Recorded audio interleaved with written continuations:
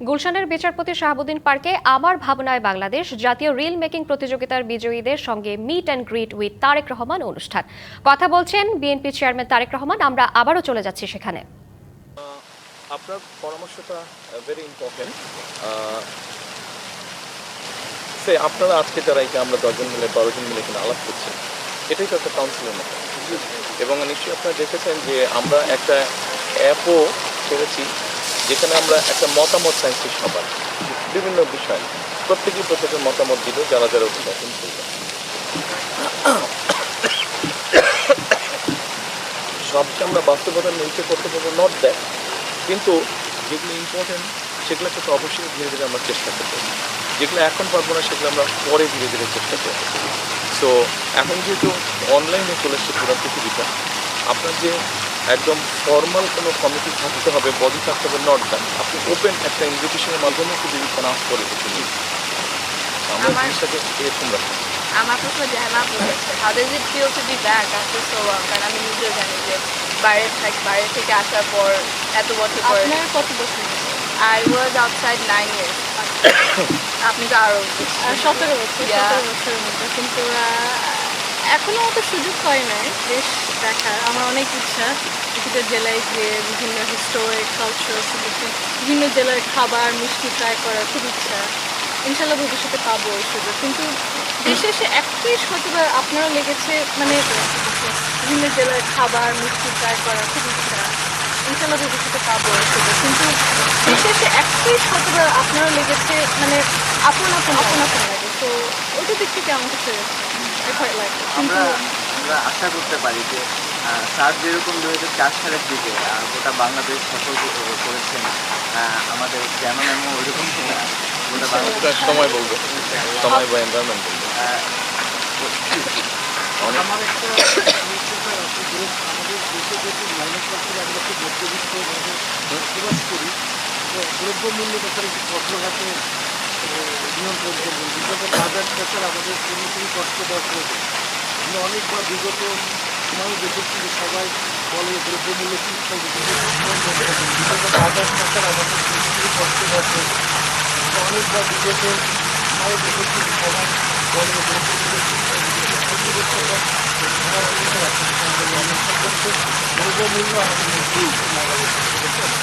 থাকবে, এটা ছোঁয়া শুধু যে নিম্নবিত্ত বা মধ্যবিত্ত ফ্যামিলি কার্ড কে করেছেন? দুইজন ফ্যামিলি কার্ড এবং ফার্মার্স কার্ডও বোধ হয় 2 জন।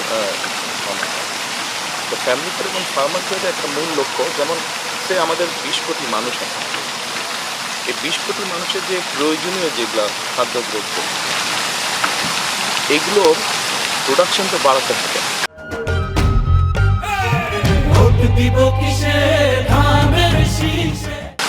আমাদের জনসংখ্যা প্রতিদিনই বাড়ছে, কিন্তু 20 কোটি আমি বলছি অফিসিয়ালি গেলে সেটা কম আছে, কিন্তু আমি আমার অভিজ্ঞতার আলোকে যেটা মানে আমি এর আগে যখন সারা দেশে ঘুরেছি, আমার কাছে যতটুকু মনে হয়েছে আমাদের জনসংখ্যা সেই সময় মনে হয়েছে যে 18-19 কোটি। 20 বছর আগের কথা বলছি, মানে 15-16 বছর আগের কথা।